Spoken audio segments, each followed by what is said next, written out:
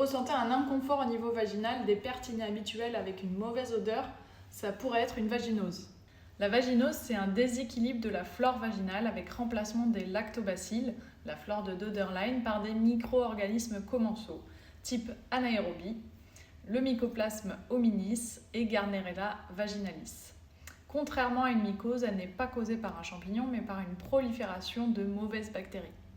Donc ce n'est pas forcément une infection sexuellement transmissible. La mycose, elle, se manifeste par des pertes blanchâtres, des démangeaisons et des rougeurs. Donc un prélèvement vaginal peut être fait en cas d'incertitude. Il pourra mettre en évidence une infection à candida, donc une mycose, ou des bactéries, comme une vaginose.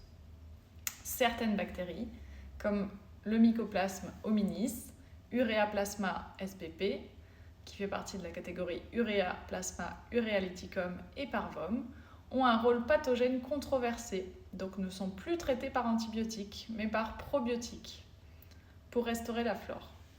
Donc quels sont les bons gestes à adopter au quotidien si vous avez une perturbation de votre flore? Contrairement aux idées reçues, se laver trop fréquemment est mauvais pour votre flore intime. Utiliser des produits agressifs, pareil. Les douches vaginales, encore pire.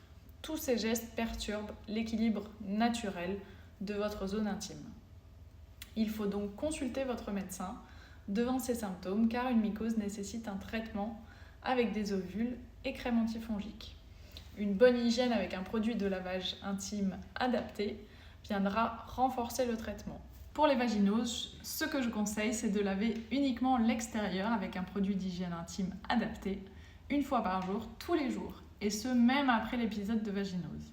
Il faut aussi éviter les vêtements trop serrés et privilégier les sous-vêtements en coton. Si les symptômes persistent, n'hésite pas à en parler à ton médecin, une sage-femme ou ta gynécologue.